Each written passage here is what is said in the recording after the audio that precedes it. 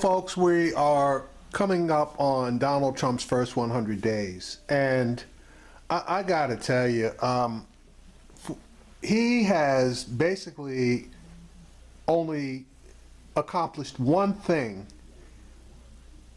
within the 100 days that he promised, and that is he, with the help of Mitch McConnell, gotten his Supreme Court pick in place.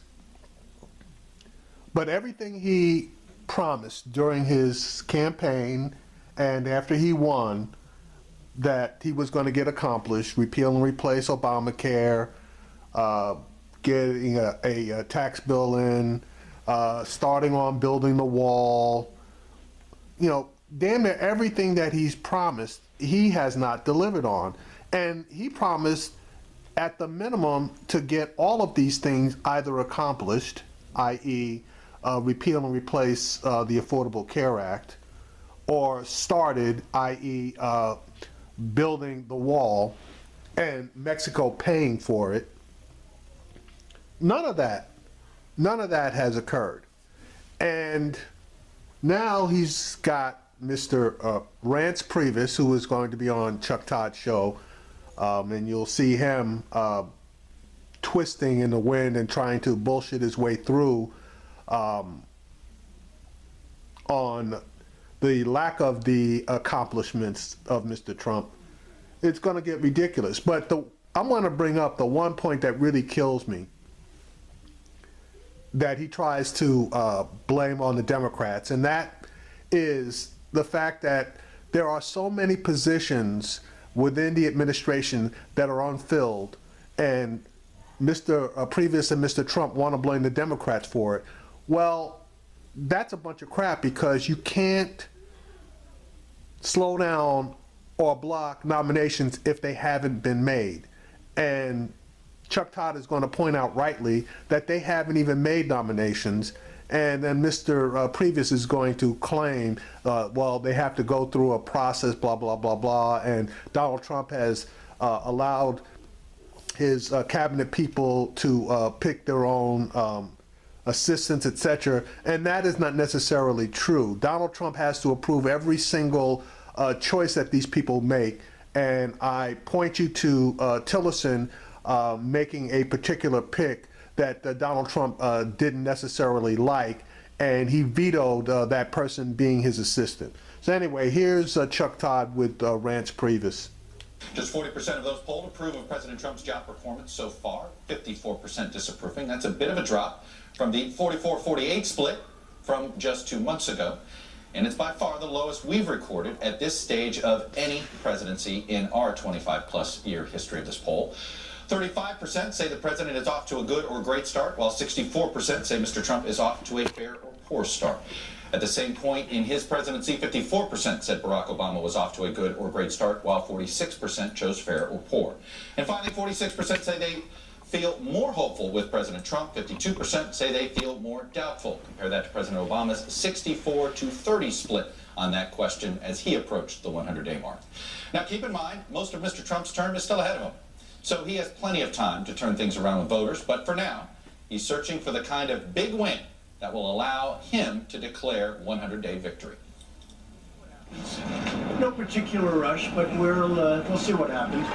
On Friday, President Trump tried to minimize the 100-day benchmark, calling it a ridiculous standard in a tweet. But that didn't stop the president from announcing a big rally in Pennsylvania on Saturday night, the 100-day mark. And he's been scrambling to declare early success. No administration has accomplished more in the first 90 days. On the campaign trail, in a contract with the American voter, candidate Trump promised to introduce 10 specific pieces of legislation in his first 100 days and fight for their passage. We're going to have the biggest tax cut since Ronald Reagan. The Repeal and Replace Obamacare Act. Impenetrable, physical, tall, powerful, beautiful southern border wall. We will cancel every illegal Obama executive order. But though Republicans control the White House and both chambers of Congress, they have failed to pass any significant piece of legislation. The Obamacare repeal Republicans promised for 7 years was yanked from the House floor.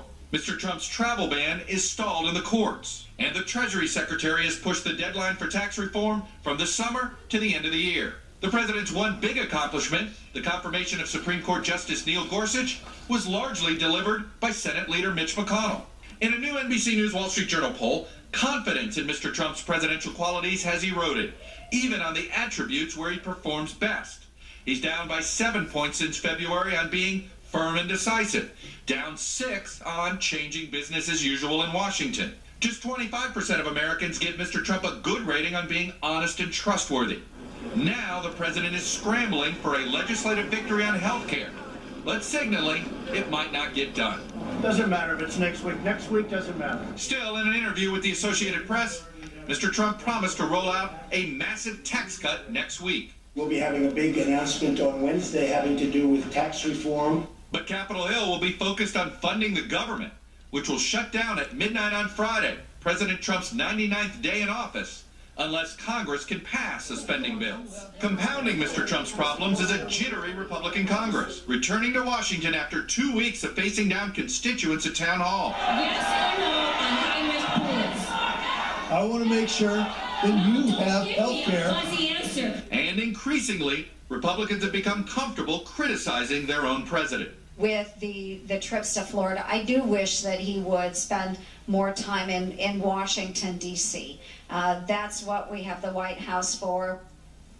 And joining me now is President Trump's Chief of Staff, Reince Priebus. Mr. Priebus, welcome back to the show, sir. Good morning, Chuck. Thanks for having me. Good to have you here. Look, the president did tweet this on Friday. No matter how much I accomplished during the ridiculous standard of the first 100 days, it has been a lot, parentheses, including SC, I assume he means Supreme Court, media will kill. And maybe that'll be your response to my question here. But just before the election, I want to put up, he made these legislative promises in the first 100 days: tax reform, offshoring of jobs, infrastructure, school choice, health care, child care, immigration, ethics reform, more funding for the military, and dealing with crime and drugs. All of them were supposed to be legislative action that was announced, not necessarily the expectation that any of it be passed, but only one of those legislative priorities has even come close to a vote: health care. Why does he say it's a ridiculous standard and yet promise all this action before day 100? All right, so let me try to unpack that, Chuck. I mean, first of all, if you look at the promises he made on immigration, you have border crossings down by 70%. You look at Let me stop him right there. Border crossings were down 70% when Obama was in office. So for him to take credit for the reduction in border crossings is ridiculous. And at least for the last year, the border crossings, or people going back and forth between the border, have been negative. There have been more Mexicans crossing back over the border, going back into Mexico, than have been coming this way. But that's not something that they want to advertise. Now, he's going to talk about TPP. TPP was dead when Obama was president, okay? The Democrats said that they weren't going to vote for it, and the Republicans basically backed away from it. So that was dead. So for him to take credit for TPP, that's another BS line that Mr. Priebus is going to sprout. TPP, one of the first executive orders the president signed was getting out of TPP. Look at ethics. That was one of the bullet points you had. Every employee of the West Wing signed an ethics pledge that said you're not going to lobby for 5 years after you leave this place, and you're never going to lobby for a foreign country. Look at... Yeah, okay, but what's that got to do with the price of tea in China? Because all of these people don't have to lobby. The policies that they're putting into place are going to personally enrich them and their families, just like the things that Trump is doing is personally enriching him and his family. You talk about Mar-a-Lago, where they doubled the membership price from $100,000 to $200,000, and all a foreign leader's got to do is come in, buy a membership to get into Mar-a-Lago, and just wait for Trump to show up over a weekend, and he's got instant access. Neil Gorsuch, first 100 days, a Supreme Court justice is sworn in, first time since 1881. And even that is tainted because they stole that particular Supreme Court position from Obama. So that's tainted. and if you just give me 1 minute, and I won't drone on, but this idea about major legislation not being passed within the first 100 days. Barack Obama had a pre-baked stimulus package that started in October of the election year, which was passed in February. It was pre-baked. George Bush didn't get any major legislation until June. Clinton, August 10th. Bush 41, a year and a half later. Reagan, August 13th. Carter, 658 days after he took office. Nixon, 1 year. Johnson, 225 days. Here's the deal. No, here's the deal. He's right with those particular numbers. But the deal is Trump promised to have all of those major legislative points accomplished within his first 100 days. That's the deal. He fell flat on his face. He hasn't even gotten one of those legislative deals to a vote. End of story. And everything else that Mr. Priebus is going to say is just BS window dressing, trying to get away from the fact that Trump didn't keep a single one of, or meet a single one of his goals for the first 100 days. The president signed over 28 bills already. Healthcare may happen next week. It may not. We're hopeful it will. As far as borders, you said the military. We have right now in the CR negotiating one of the biggest increases in military spending in decades. So he is fulfilling his promises and doing it at breakneck speed. All right, but let me give you one. I don't know what this guy considers breakneck speed because, again, he hasn't fulfilled any of those promises. So what Mr. Priebus just said is a flat-out lie. The standard that really is, I would think, potentially troubling. So far, for Senate confirmation, just filling the jobs, filling the empty positions in government, he's only nominated 45 people. Only 22 of them have been confirmed. 2 have failed. At this same point in time, George W. Bush had 85 nominations, H.W. Bush 95, Obama 190, Clinton 176. What is taking so long for you guys to just fill the political appointments? You're way down here. Actually not. Now, actually, yes. All right. Now, Mr. Priebus is going to sit here and try to bullshit us, but Donald Trump was previously asked this question about filling those positions within the executive branch. And he himself, his own words, said that he did not intend to fill all of those positions. So now Mr. Priebus is going to come in here because he knows damn well that those positions have to be filled in order for the executive branch to run properly. He's going to sit here and try to blow smoke up our butts by saying that the Democrats are the ones that are blocking it. And that is not true. You cannot block someone from making a nomination. You can attempt to block the person nominated or slow it down, but as far as just nominating the person, no, you can't block that, buddy. Let me clear this up.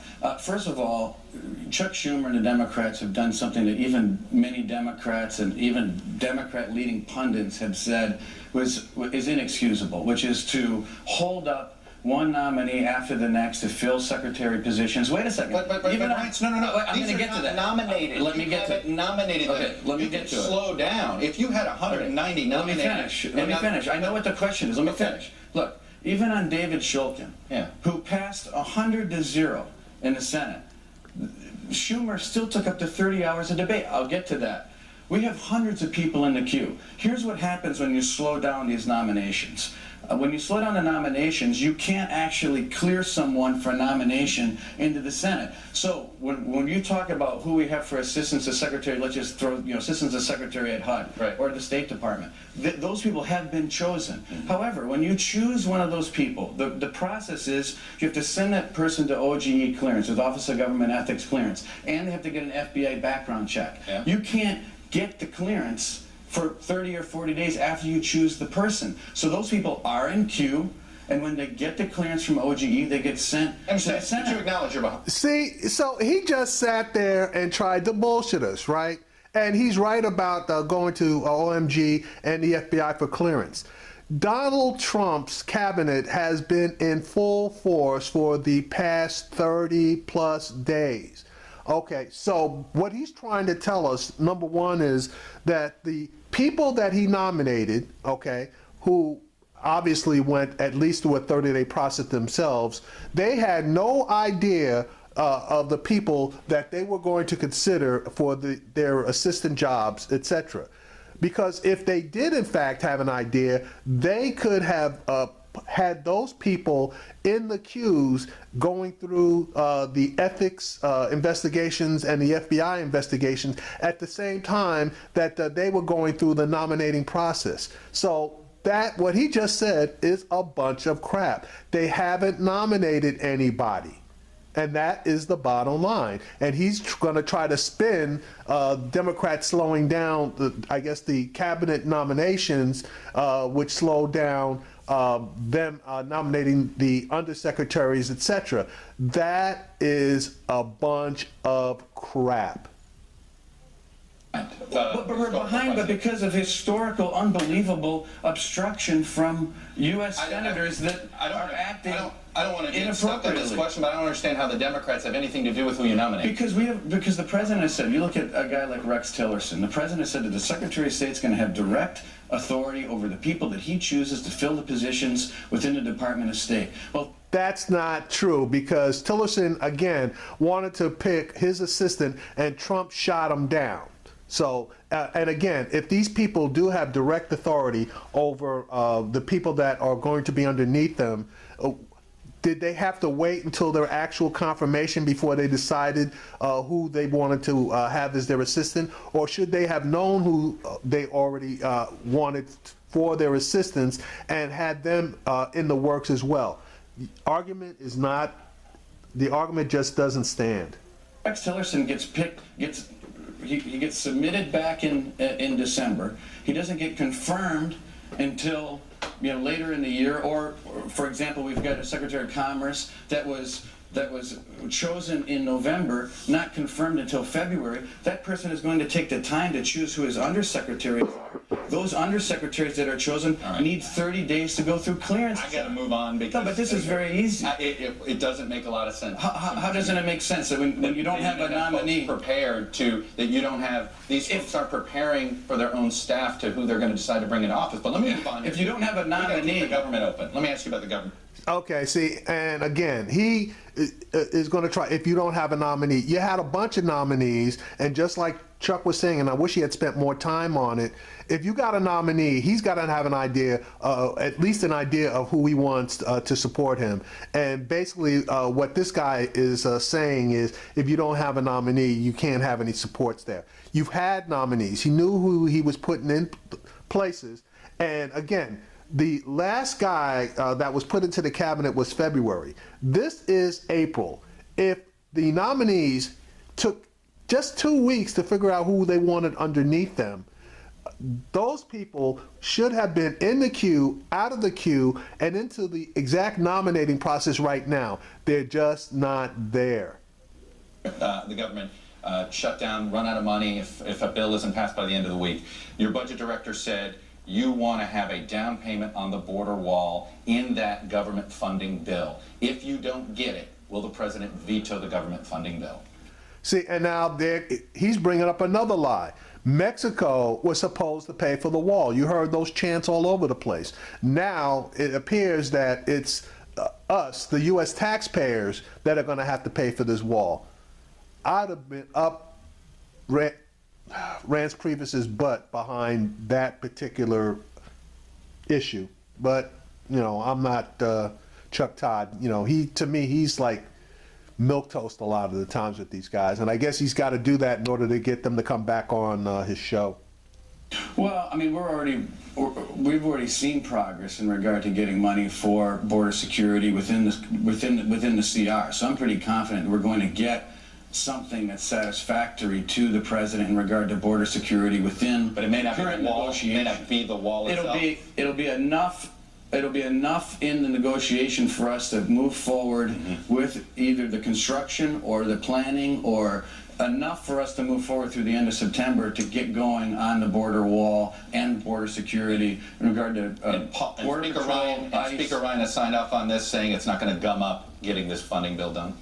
No, I mean, we expect the priorities of the president to be reflective in the CR. So we expect a massive increase in military spending. We expect money for border security in this bill. And it ought to be, because the president won overwhelmingly, and everyone understands that the border wall was part of it. Are you okay if the money's not designated? I think that as long as the president's priorities are adequately reflected in the CR and allows us to get moving with an increase in military spending and a rebuilding of our military, as he promised in one of your bullet points, and there's enough as far as flexibility for the border wall and border security, I think we'll be okay with that. But we're still negotiating this weekend with appropriators in the House and the Senate. Healthcare, He just fudged, okay, he just blinked. So if there's no money in the budget or in the CR, continuing resolution for the border wall, but there's a bunch of money for everything else, he just told you folks that the president will sign it. have to have a vote this week? Or are you comfortable if Speaker Ryan says, hey, I need more time to find the votes? I would like to have a vote this week, and I think the leadership knows that we'd like to have a vote this week, but it's not, on Monday we're still going to be here working for the American people. So whether healthcare repeal and replace comes on Friday or Saturday or on Monday, in the grand scheme of things, it's a marathon, not a sprint. So we're hopeful for this week, but again, it's not something that has to happen in order to define our success. Has the president taken sides in the French election? Is he unofficially hoping Marine Le Pen gets into the runoff? No, not at all. I mean, not at all. He is going to support whoever the winner is. We've got a long-term relationship that's historical with the French people and the French government. No matter who wins, that relationship is going to continue. He isn't. Funny thing about that, Donald Trump's tweets say otherwise. He's supporting Le Pen. And so his tweet should not be interpreted as him showing preference for Le Pen. No, not at all. I think it might be, he may have some opinions as far as who he thinks might win, but he certainly doesn't have a preference. And finally, on the Mar-a-Lago. Other than a right-of-center person that believes in free markets. Can I ask you this? It costs $200,000 to be a member of Mar-a-Lago, $300,000 to be a member of Bedminster. Shouldn't the American people know about anybody that bought a membership to one of those two clubs where they could get access to you when you're with the president on one of these working trips, or the president himself? Shouldn't the American public know who those people are if they have bought memberships since the president took office? No, I don't think it's any, I mean, this is a Whoops, he was going to say, no, I don't think it's anybody's business. But it is everybody's business, because these guys just paid, $200,000 or $300,000 to get access to the president. That's not something that you or I can do.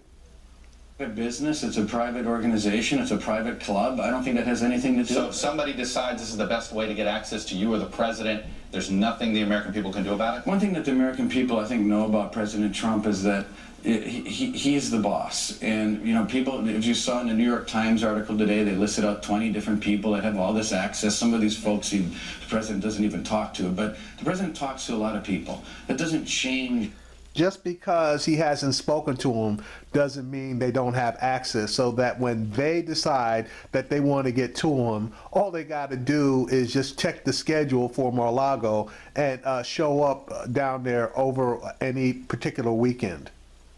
His ultimate views. If you go back on YouTube and you look at Donald Trump talking about trade in the 1980s and the 1990s, this is the same person today. He's no different. So while a lot of people like to talk about and argue about who's talking to President Trump and who's influencing him to make decisions, it's Donald Trump. It's his agenda. It's always been his agenda, and it always will be his agenda. And over time, people are going to see that he's the guy that's going to deliver to the American people, putting America first, and making the future better for everyone across the country. Right. I beg to differ on that one, buddy, because it appears that it's always the last person that gets into Trump's ear that forms whatever opinion that he has.